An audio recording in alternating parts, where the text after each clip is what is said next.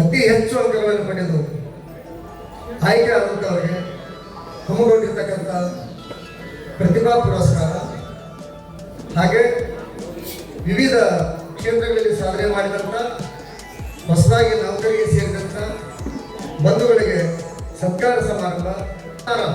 ಆ ದಶಾವತಾರದ ಆಟಗಳನ್ನು ಆಡ್ತಕ್ಕಂಥವರು ದಶವಂತರು, ಆಟದವರು ಬಯಲಾಟ ಆಡ್ತಾರೆ. ಅಷ್ಟೇ ಅಲ್ಲ, ನಮ್ಮಲ್ಲಿ ಪಟವಾಗಿ ಅಂತ ಇದೆ, ಪಟವಾಗಿ ಇನ್ನೂ ಬಯಲಾಟ ಆಡ್ತಾರೆ, ಚಿಕ್ಕೋಡಿಗೆ ಇನ್ನೂ ಬಯಲಾಟ ಆಡ್ತಾರೆ, ಕುರಿನಿ ಅರ್ಜುನವಾದ ಇನ್ನೂ ತೊಂಬರಿ ದೊಡ್ಡ ಪದ ಆಡ್ತಾರೆ. ಅಂದ್ರ ಈ ಸಮುದಾಯ ತನ್ನ ಜೀವನದುದ್ದಕ್ಕೂ ಜನಗಳ ನಡುವಿರ್ತಕ್ಕಂಥ ಜಾತಿ, ಮತ, ಬಡವ ಶ್ರೀಮಂತ ವರ್ಗ ಭೇದ ಹೋಗಲಾಡಿಸ್ತಕ್ಕಂಥ ತತ್ವ ಪದಗಳನ್ನ ಈಗೆಲ್ಲ ಶಾಲೆ ಕಲ್ತಿದ್ರು, ಹಿಂದಕ್ಕೆ ಶಾಲೆ ಇರಲಿಲ್ಲ. ಮನೆಯಾಗಿರ್ತಕ್ಕಂಥವ್ರಿಗೆ ಅವ್ರ ಮನೆ ಮುಂದೆ ಹೋಗಿ ತತ್ವ ಪದ ಹೇಳ್ತಿದ್ರು, ಬದುಕಿದ್ರೆ ಹಿಂಗೆ ಬದುಕಬೇಕು. ಇವತ್ತು ನಮ್ಮ ಮಾಮ ಒಬ್ಬರು ಪದ ಆಡಿದ್ರಿ, ಇವತ್ತು ನೀವೆಲ್ಲರೂ ಕೇಳಿದ್ರಿ, ಮಹಾಭಾರತ ಕಲ್ತಿರೋದು. ಈ ರೀತಿ ಪದ ಹಾಡಿ ಅವ್ರ ಕಡೆಯಿಂದ ನಾವು ಹಾಡಿದೀವಿ, ನೀವೇನು ಹಾಕ್ರಿ ಅಂತ ಕೇಳ್ತಿದ್ರು. ಭಿಕ್ಷೆ ಅಂದ್ರೆ ಸುಮ್ಮನೆ ಭಿಕ್ಷೆ ಬೇಡೋದಲ್ಲ, ಬಯಲಾಟ ಆಡ್ತಿದ್ರು. ಬಯಲಾಟ ಆಡಿದ ನಂತರ ಕೇಳ್ತಿದ್ರು, ಕೊಡ್ರಪ್ಪ ನಿಮ್ಮ ಊರಿಗೆ ಬಂದು ಆಟ ಆಡಿದ್ರಿ ಏನ್ರ ಕೊಡ್ರಿ ಅವರು, ಒಡವೆ, ವಸ್ತ್ರ, ದವಸ, ಧಾನ್ಯ ಕೊಡ್ತೀವಿ. ಇಂಥ ಸಮುದಾಯದವರು ಆ ಜನ ಇವತ್ತು ಶಿಕ್ಷಣಕ್ಕೆ ತೆರೆದುಕೊಂಡು ಶಿಕ್ಷಣಕ್ಕೆ ಮುಖ ಮಾಡಿ ಇವತ್ತು ನಾವು ಆ ಶಿಕ್ಷಣದಿಂದ ಪರಿವರ್ತನೆ ಆಗ್ತಿದ್ದೀವಿ ತೋರಿಸುವಂತ ಜ್ಞಾನದ ಮನೆ ಬಂದಿದ್ದೀವಿ. ಶಿಕ್ಷಣ, ಸಂಘಟನೆ, ಪರಿವರ್ತನೆ. ನಾವು ಪರಿವರ್ತನೆ ಆಗಬೇಕು ಅಂತಂದ್ರೆ ನಮ್ಗೆ ಶಿಕ್ಷಣ ಬೇಕು. ಅದಕ್ಕಾಗಿ ಇವತ್ತು ನಾವು ನಿಮ್ಗೆಲ್ಲರಿಗೆ ಯಾರಿಗೆಲ್ಲ ನೀವು ಕೊಡ್ತಾರಲ್ಲ SSLC ಮತ್ತು PUC ಹೆಚ್ಚು ಮಾರ್ಕ್ಸ್ ತಗೊಂಡಿರಲ್ಲ, ನಿಮಗ ಒಂದು ಉತ್ಸಾಹ ಬರಲಿ. ನಾವು PUC ಮತ್ತು SSLC ಒಳಗೆ ಹೈಯೆಸ್ಟ್ ಹೆಚ್ಚು ಮಾರ್ಕ್ಸ್ ತಗೊಂಡಲ್ಲಿ ನಾವು ಮುಂದೆ ಏನಾಗಬೇಕು, ಇಲ್ಲಿ ವೇದಿಕೆಗಳು ಸಾಕ್ಷಿ ಅದ. ನಾನು ಆದ್ರೆ CPI ಆಗ್ತೀನಿ, ನಾನಾದ್ರೆ KS ಆಫೀಸರ್ ಆಗ್ತೀನಿ, ನಾನಾದ್ರೆ PSI ಆಗ್ತೀನಿ. ಹಂಗೆ ನಿಮ್ಮ ಮನುಷ್ಯರ ಒಂದು ಭಾವನೆ ಬರಬೇಕು ಅಂತ ಹೇಳಿ ಇವೆಲ್ಲ ಮಹಿಳೆಯರನ್ನ ನಾವು ಒಪ್ಪಿಸ್ಕೊಂಡು ಇಲ್ಲಿ ಕರೆಸಿದ್ದೀವಿ. ನಿಮಗೆ ಗೊತ್ತಾಗಬೇಕು, ನಿಮ್ಮನ್ನ ಓದಿಸ್ತಕ್ಕಂಥ ನಿಮ್ಮ ಬಾಲಕರಿಗೆ ಗೊತ್ತಾಗಬೇಕು. ನಾವು ಈ ಸಮಾರಂಭವನ್ನು ಮಾಡುವಾಗ ಅದನ್ನು ಹೇಳಬೇಕು. ಸಮಾರಂಭ ಬಹಳಷ್ಟು ಕಡೆ ಮಾಡ್ತಾವ. ಹೆಂಗೆ ಮಾಡ್ತಾವ ಅಂದ್ರೆ ಯಾರ್ಯಾರನ್ನ ಹೋಗಿ ಕೇಳಿ ಏನೇನೋ ನಿಮ್ಮನ್ನ ಅಂದಿಸ್ತೀವಿ ಅಂತ ಹೇಳಿ ಯಾರು ಮಾಡ್ತಾರೆ. ಇಲ್ಲಿ ಒಂದು ಪೈಸಾ ಕೂಡ ಒಬ್ಬರಿಂದನೂ ಹೊರಗಡೆಯವ್ರ ಕಡೆ ತಗೊಂಡಿಲ್ಲ. ಎಲ್ಲ ನಮ್ಮ ಸಮುದಾಯದ ನೌಕರರಿಗೆ ನೌಕರ 2,000, 1,000, 3,000 ವಂತಿಗೆ ಪಟ್ಟ. ನಾವು 2 ಕಡೆ ಕೊಟ್ಟು ಹಾಕಿದ್ದೀವಿ. ಕೊಟ್ಟವಾಗಿಯ ಅಪ್ಪು ಮುಗಿಸೋದಂತಕ್ಕಂಥವ್ರು, ಸರ್ ನೀವು ಮಾಡಾಕ್ತೀರಲ್ಲ, ಒಳ್ಳೆ ಕೆಲಸ ಮಾಡಾಕ್ತೀರಿ, ನನಗೆ 25,000 ರೂಪಾಯಿ ಜರಿಗೆ ಕೊಟ್ಟವ್ರಿಗೆಲ್ಲ ಬೋಟ್ ಹಾಕಿದ್ದೀವಿ. 2 ಕಡೆ ಬೋಟ್ ಹಾಕಿದ್ದೀವಿ ಅಂದ್ರೆ ನಮ್ಮ ಸಮುದಾಯದವರು ಸ್ವಾಭಿಮಾನ ಇಟ್ಟುಕೊಂಡು ನಮ್ಮ ಸಮುದಾಯದ ಮಕ್ಕಳಿಗೆ ಪ್ರತಿಭೆಗೆ ನಾವ ಸರ್ಕಾರ ಮಾಡಬೇಕು, ಬೇರೆ ಕಡೆ ಕೇಳಬಾರದು. ಅಂದ್ರೆ ಇವತ್ತು ಬಾಬಾ ಸಾಹೇಬ್ ಹೇಳ್ತಕ್ಕಂಥ ಸ್ವಾಭಿಮಾನ ಬಂದ್ಬಿಟ್ಟಂತ. ಅದಕ್ಕೆ ನಮ್ಮಲ್ಲಿ ನಮ್ಮ ಸಮುದಾಯದ ಒಂದು ಈ ಕಾರ್ಯಕ್ರಮ ಐತಲ್ಲ, ಒಂದು ಸಂದೇಶ ಕೊಡಬೇಕು. ಕೊನೆಗೆ ಒಂದು ಸಣ್ಣ ಬಾಬಾ ಸಾಹೇಬ್ ಅಂಬೇಡ್ಕರ್ ಅವರು ಹೇಳಿದಂತ ಒಂದು ಸಣ್ಣ ಕಥೆ ಅಂತ ದಯವಿಟ್ಟು ತಾವೆಲ್ಲ ಕೇಳಿದೆ. ಆ ಕಥೆ ಹೇಳೋದು ಮಾತು. ಬಾಬಾ ಸಾಹೇಬ್ ಅಂಬೇಡ್ಕರ್ ಅವರಿಗೆ 55 ವರ್ಷ ಆದಾಗ 1947 ಏಪ್ರಿಲ್ 13ನೇ ತಾರೀಕು ಅವ್ರು ಹುಟ್ಟಿದ ಹಬ್ಬ ಆಗ್ತಾರೆ. ಆಂಧ್ರದ ಜೈನಿ ಪತ್ರಿಕೆಯವರು ಬಾಬಾ ಸಾಹೇಬ್ ಕಡೆ ಬಂದು ನಮ್ಮ ಪತ್ರಿಕೆಗೆ ನಿಮ್ಮ 55ನೇ ವರ್ಷದ ಒಂದು ಸಂದೇಶ ಕೊಡಬೇಕು, ನಮ್ಮ ಅಸ್ಪೃಶ್ಯ ಸಮುದಾಯಕ್ಕೆ, ನಮ್ಮ ಶೋಷಿತ ವರ್ಗಗಳಿಗೆ ನೀವು ಸಂದೇಶ ಕೊಡಬೇಕು ಅಂತ ಕೇಳ್ಕೊತಾರೆ. ಆಗ ಬಾಬಾ ಸಾಹೇಬ್, ಇದು ನೀವು ಮೊದಲು ಮಾಡಬಾರ್ದಾಗಿತ್ತು. ನಾನು ಪ್ರವಾದಿ ಅಲ್ಲ, ನಾನು ರಾಜಕೀಯ ವ್ಯಕ್ತಿ. ಪ್ರವಾದಿಗಳಲ್ಲಿ ಪೂಜೆ ಮಾಡಬಾರ್ದು, ನಾನು ಪೂಜೆ ವಿರೋಧಿ. ಆದರೂ ನೀವು ಬಂದಿದ್ದೀನಿ, ನಾನು ಏನು ಹೇಳಬಲ್ಲೆ? ನಾನು ಹೋರಾಟಗಾರ, ನೀವು ಹೋರಾಟಗಾರ. ಅದಕ್ಕೆ ಒಂದು ಕತೆ ಹೇಳ್ತೀನಿ.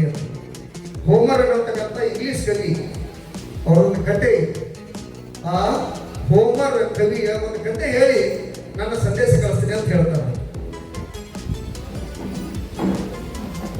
ಆ ಇಂಗ್ಲಿಷ್ ಕಥೆಯೊಳಗೆ ಏನೈತಿ ಅಂದ್ರ, ಡೆಮಿಟರ್ ಅಂತಕ್ಕಂಥ ಒಂದು ದೇವತೆ ಹಾಗೆ ತನ್ನ ಮಗಳನ್ನು ಹುಡುಕ್ತಾ ಎಲ್ಲಿಗೆ ಬರ್ತಾವಂತಂದ್ರ ಒಬ್ಬ ಕೇಲೋಸ್ ಅಂತಕ್ಕಂಥ ರಾಜನ ಅರಮನೆಗೆ ಬರ್ತಾವ. ಹೆಂಗ ಬರ್ತಾವ ಗೊತ್ತಾಗೋದು ದೇವತೆ ಅಂತ ಹೇಳಿ. ಒಬ್ಬ ದಾದಿಯ ವೇಷ ಬರ್ತಾವ, ದಾದಿ ನರ್ಸ್ ಆ ಅರಮನೆಗೆ ಸೇರ್ಕೊಳ್ತಾವ. ಆ ಅರಮನೆ ಒಳಗ ಆ ಕೇಲೋಸನ ಹೆಂಡತಿ, ರಾಜನ ಹೆಂಡತಿ ಮೆಟೋನೈದ ಒಂದು ಗಂಡ ಮಗುನ ಹಡ್ದಿರ್ತಾವ.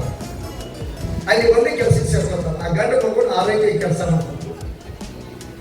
ಆ ಮಗುವನ್ನ ರಾತ್ರಿ ಎಲ್ಲರ ಮಲಗಿದ ನಂತರ ಈ ಡೆಮಿಟರ್ ಅಂತಕ್ಕಂಥ ದೇವತೆ ತಾನು ಸ್ವರೂಪಿನ ತಗೊಂಡು ಒಂದು ತನ್ನ ಕೊಲೆಯೊಳಗ ಆ ಮಗುನ ಆರೈಕೆ ಮಾಡ್ತಿರ್ತಾವ. ಹೆಂಗ್ ಮಾಡ್ತಿರ್ತಾವ ಅವ್ರಿಗೆ ಎಲ್ಲರೂ ಮಲಗಿದ ನಂತರ ಬೆಂಕಿಯ ಕೆಂಡದ ಹಾಸ್ಯ ಮಾಡ್ತಾವ.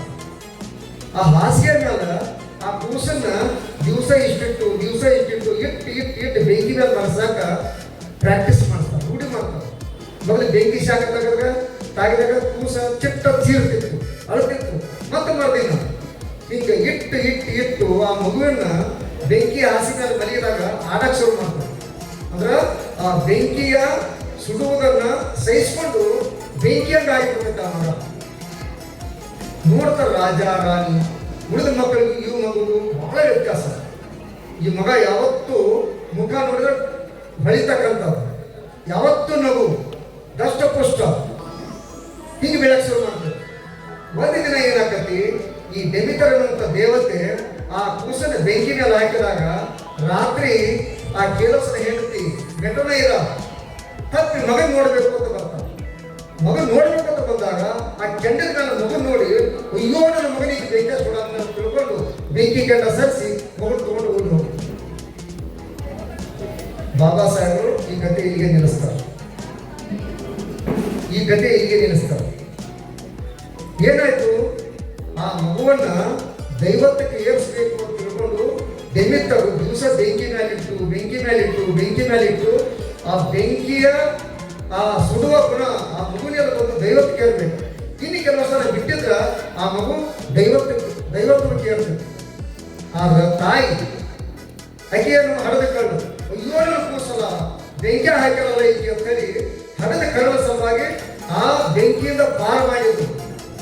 ಆದ್ರೆ ಆ ಕೂಸ ದೈವತ್ವಕ್ಕೆ ಏರೋದನ್ನ ತಪ್ಪಿಸಿದ್ರು. ಅದಕ್ಕೆ ಬಾಬಾ ಸಾಹೇಬ್ ಹೇಳ್ತಾರೆ, ಏನು ಈ ಕತೆ ಏನು ಹೇಳ್ತೈತಿ ಅಂತಂದ್ರೆ, ನೀವು ಅದಿರಲ್ಲ, ಯಾರಿಗೆ ಜೈವಿಕ ಪತ್ರಿಕೆಗೆ ಹೇಳಾಕ್ತಾರೆ, ನೀವು ಅದಿರಲ್ಲ, ನೀವು ನಿಮ್ಮ ಮುಂದಿನ ಭವಿಷ್ಯವನ್ನು, ನಿಮ್ಮ ಮಕ್ಕಳ ಭವಿಷ್ಯವನ್ನು ಉಜ್ವಲ ಮಾಡಬೇಕು ಅಂತಂದ್ರೆ ಬೆಂಕಿ ಕೆಂಡದ ಮೇಲೆ ನಡಿಬೇಕು. ಬೆಂಕಿ ಅಂತ ಕಷ್ಟಗಳನ್ನು ದಾಟಬೇಕು.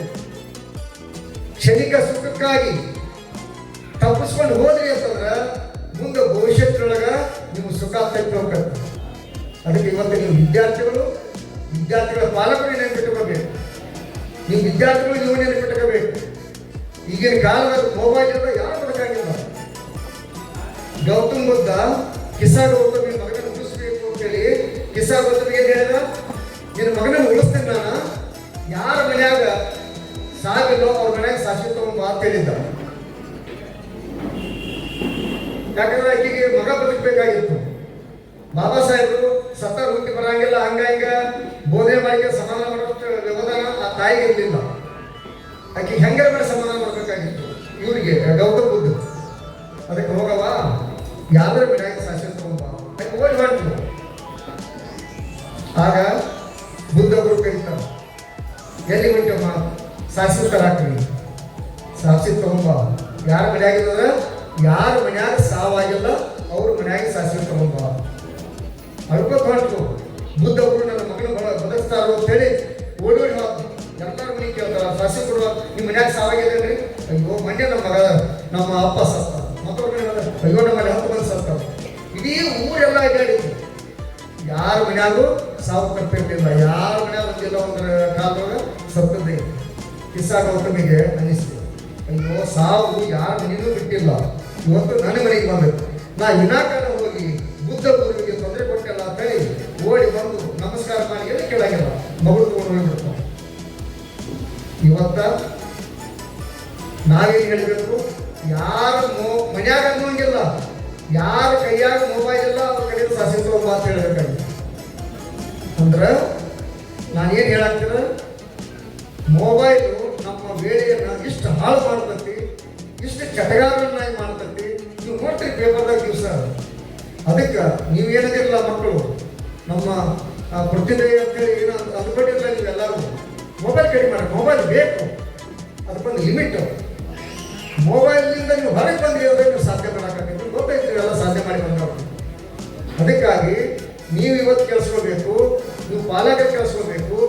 ಇವತ್ತ ವೇದಿಕೆ ಮೇಲೆ ಗೊತ್ತಾರಲ್ಲ, ಹಂಗೆ ನನ್ನ ಮಕ್ಕಳಾಗಬೇಕು ಅಂತ ನೀವು ಅಂದ್ಕೊಳ್ಳೋವು. ನಿಮ್ಮ ಸುಖ ನೀವು ಕಂದ್ಕೊಳ್ಬೇಕು. ತಂದೆ ತಾಯಿಗಳು ಮಕ್ಕಳ ಬಗ್ಗೆ ನಿಮ್ಮ ಸುಖ ಬಿಡಬೇಕು. ಅಪ್ಪಗಳು ಸರ್ ನನ್ನ ಸಮುದಾಯದ ಕುಡಿ ಚಟ ಭಾವ, ನೀವು ಸೆರೆ ಕುಡಿದು ಬಿಡಬೇಕು. ಇನ್ನೊಂದು ತಪ್ಪು ತಿಳ್ಕೋಬೇಡ್ರಿ. ಇಲ್ಲಿ ಒಂದು 5,000 ರೂಪಾಯಿ ಕೊಡ್ರಿ, 10,000 ರೂಪಾಯಿ ಕೊಡ್ರಿ ಕೇಳಿದಾಗ ಕೊಡಾಕ್ ಮುಂದೆ ಬರಂಗಿಲ್ಲ ಕೆಲವು ಜನ. ಆದ್ರೆ 2 ಲಕ್ಷ ಕೊಟ್ಟು ಜಾತ್ರೆ ಮಾಡ್ತೇನೆ. ಕಡಿ ನಿಮ್ಮ ಭಕ್ತಿಗೆ ನಮ್ದೇನು ಅಡ್ಡಿ ಇಲ್ಲ, ಮಾಡ್ರಿ. ಜಾತ್ರೆ ಒಂದಿನ ಮಾಡ್ತೀರಿ, ಯಾವ ದೇವರು ನಿಮ್ಗೆ ಕಷ್ಟಕ್ಕೆ ಪರಿಹಾರ ಕೊಡಂಗಿಲ್ಲ. ಇವತ್ತು ನಿಮ್ಗೆ ಶಿಕ್ಷಣ ಸಿಕ್ಕಿದ್ರ, ನಮ್ಮ ನೌಕರಿ ಸಿಕ್ಕಿದ್ರ, ನಮ್ಮ ದೇವರು ಯಾರು ಅಂತಂದ್ರೆ ಡಾಕ್ಟರ್ ಬಾಬಾ ಸಾಹೇಬ್ ಅಂಬೇಡ್ಕರ್.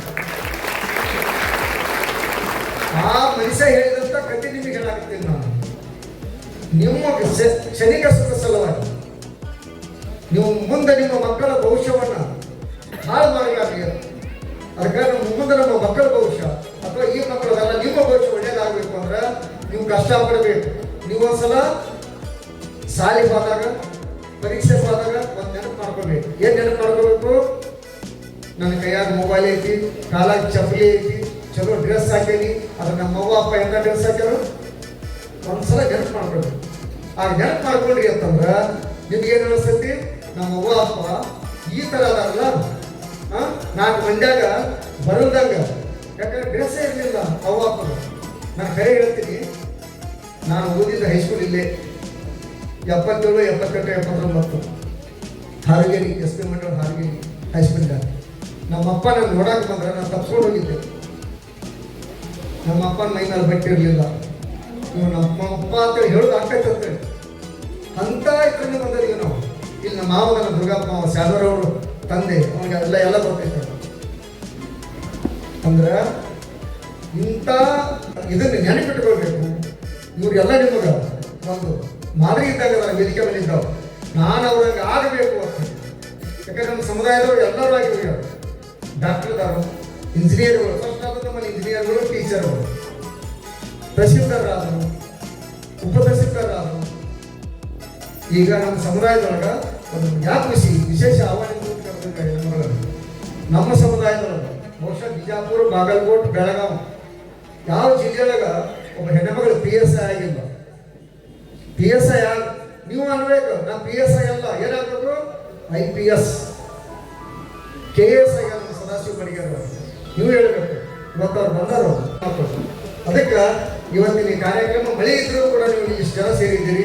ಅದಕ್ಕೆ ನಿಮಗೆಲ್ಲರೂ ವಂದಿಸಿ ನನ್ನ ಮಾತು ಮುಗಿಸ್ತಾ ಇದ್ದೀರಿ. ಎಲ್ಲರಿಗೂ ಜೈ